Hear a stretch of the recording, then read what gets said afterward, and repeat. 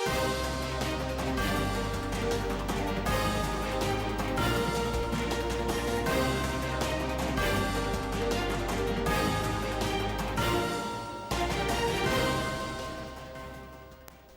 ձեզ, դուք դիտում եք օրլրատվական ծրագրի հերթական թողարկումը։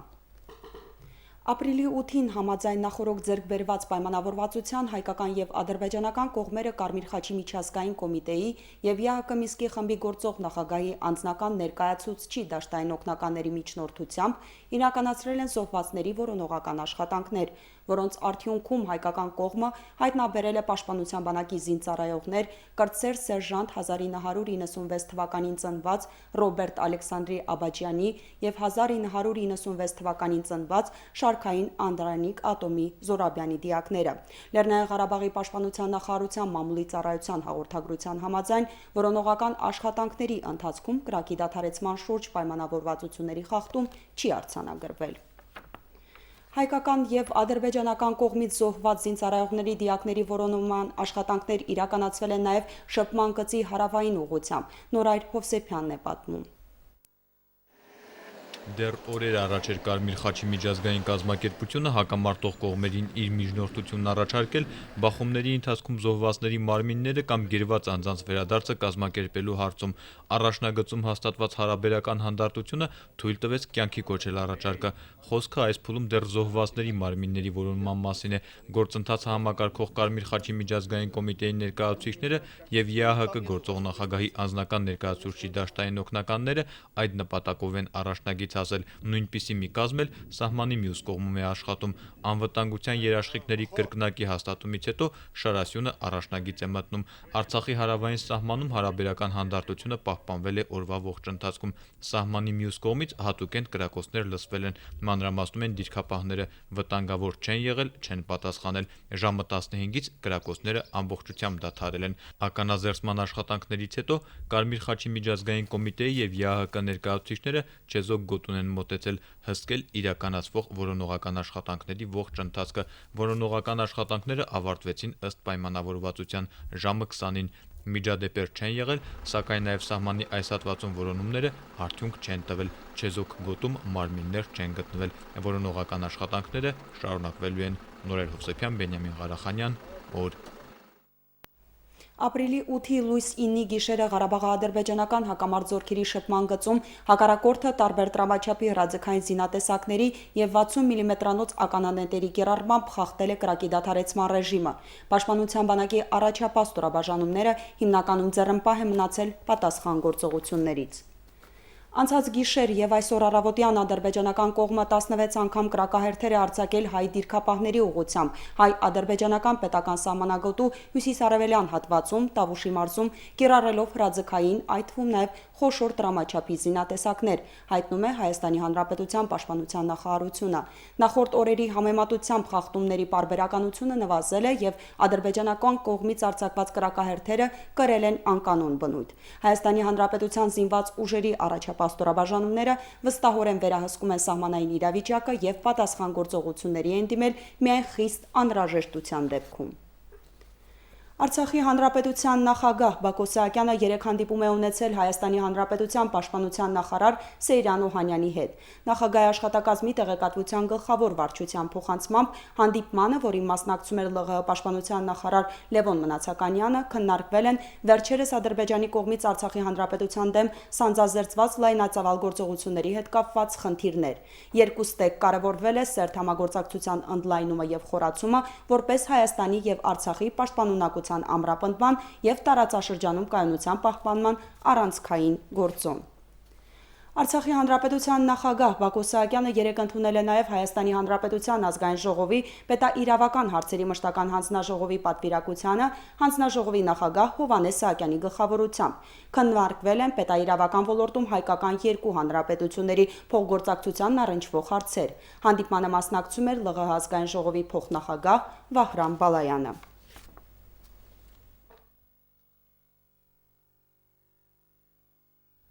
Ադրբեջանական բանակը ապրիլյան քառորյա պատերազմում չկարողացավ կատարել իր առջև դրված խնդիրը։ Նա լիակատար պարտություն կրեց, ինչը չի նշանակում, որ պատերազմն ավարտված է։ Այն տեղափոխվել է նոր դիվանագիտական ճակատ եւ հայ դիվանագետները պետք է պինդ լինեն, ինչպես զինվորներն են պինդ իրենց խրամատներում։ Մեր ծրագրին տրված հասարակությունում ասել է ԼՂՀ ազգային ժողովի падգամավոր, կրթության, գիտության եւ սպորտի մշտական հանձնաժողովի նախագահ Արմեն Սարգսյանը։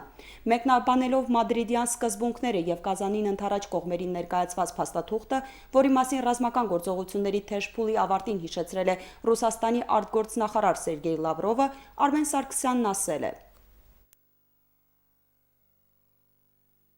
Մեր դիվանագետների իրավունք չունեն ի վերուստ որևէ մի բան մտածեն ու փորձեն պարտադրել ժողովրդին։ Եվ դրա համար Ղարաբաղի նախագահը ասել է, որ ցանկացած դիվանագիտական ընթացք չի կարող հաջողություն ունենալ, եթե Ղարաբաղը չի մասնակցում դրան եւ Ղարաբաղը չասի իր այոն։ Եվ դրա համար մենք պետք է շատ աշխույժ լինենք եւ պետք է փորձենք ժողովրդին քաղաքականացնել։ Այսինքն, մինչ այժմ եւ մադրիդյան սկզբունքները եւ Կազանի սկզբունքները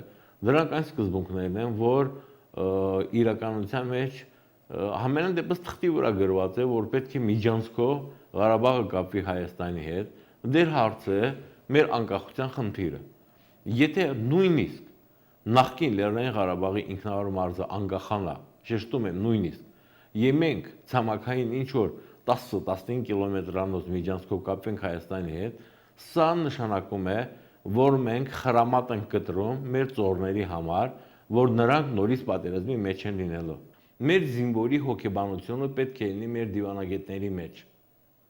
Մենք պետք է կարողանանք այդքան ամուր, պինդ եւ պատասխանատու, շեշտում եմ, պատասխանատու լինենք ապագա մեր ճակատագրի կերտման համար։ Արցախի համար այս բարդ ժամանակահատվածում աշխարհասփյուր հայությունը կրկին համախմբվել է համազգային նշանակության հարցի շուրջ։ Օրվա հրամայականը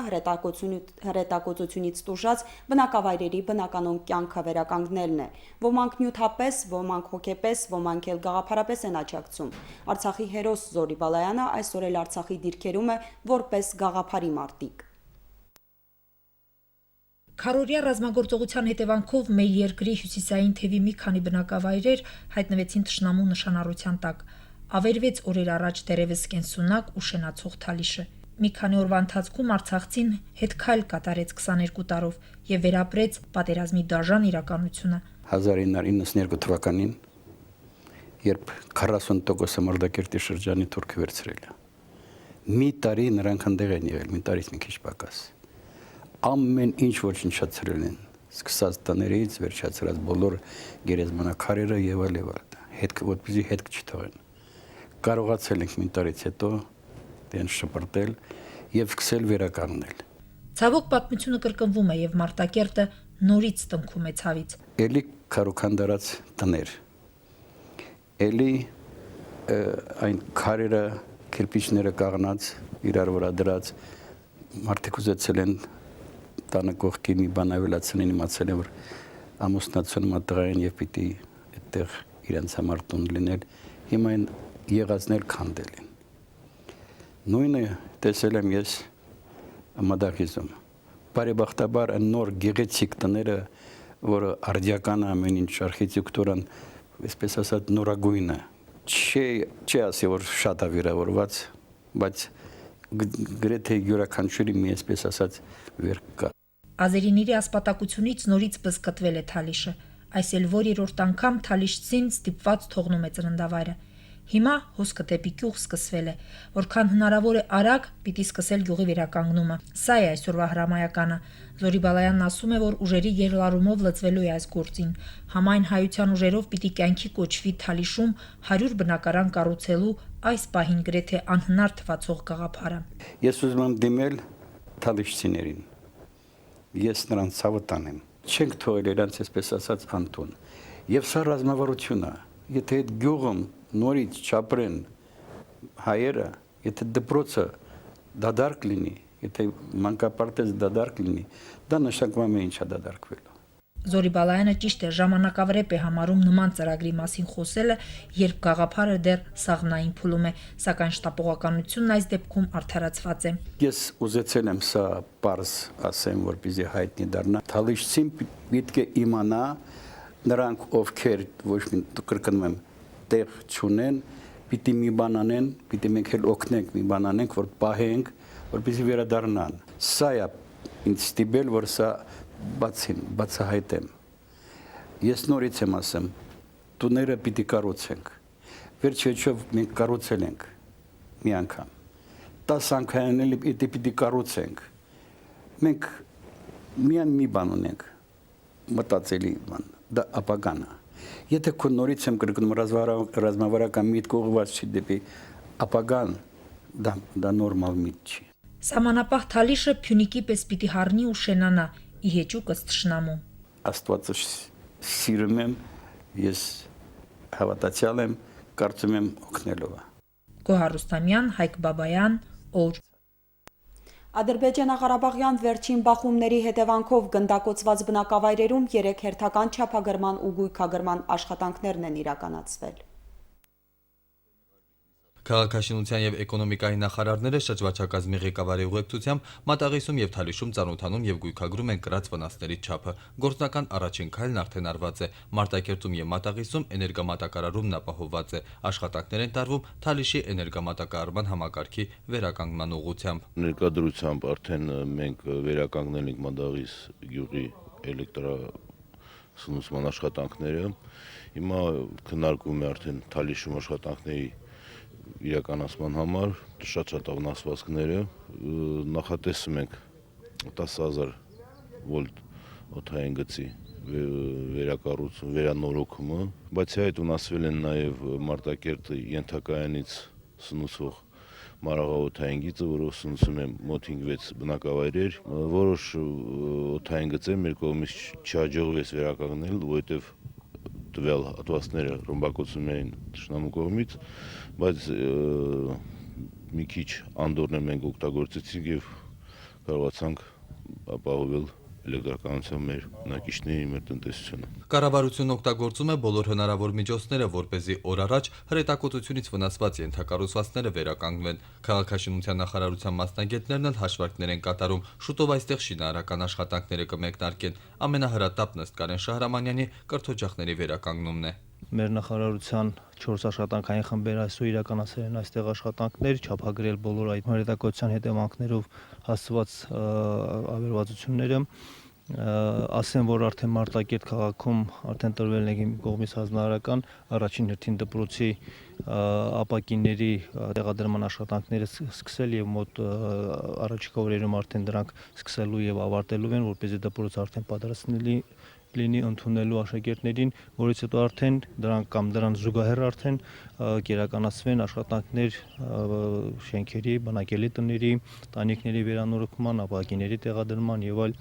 վերանորոգման աշխատանքներ։ Մատաղիսում հիմնականում հրթիռակոծվել են բնակելի տներ, հասարակական նշանակության շենքեր ու շինություններ։ Թշնամին զգալի նյութական վնաս է հասցրել տեղացիներին։ Պատերի ուժեղացման, տանիքների կառուցման ու այլ շինարարական աշխատանքների համար նախարարությունը բավականաչափ շինանյութ է ձեռք բերել։ Շինարարական կազմակերպությունները պատրաստ են արկակոծված բնակավայրերում աշխատանքներ իրականացնել։ Իմ կողմից ձեռք է բերվել պայմանավորվածություն Հայաստանի Հանրապետության քաղաքաշինության նախարարի հետ, ով իր պատրաստակամությունն է հայտնել իրենց շինարարական կազմակերպությունների կողմից ձեռք բերել անհրաժեշտ քանակությամբ շինանյութեր եւ տեղափոխել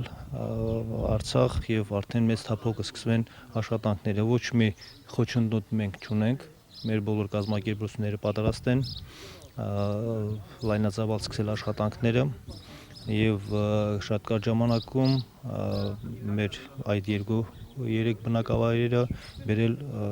սովորական իրենց առօրյա կյանքին։ Մատաղիսիներից մի քանիսն արդեն վերադարձել են, սպասում են մյուսներին։ Վստահ են, կարճ ժամանակ անց կյանքն առաջվա պես կաշխուժանա։ Ինձ թվում է կվերադառնան, որտեղ սաղնել ունեն իրենց աշխատանքը, իրենց տանջանքը, իրենց քրտինքը,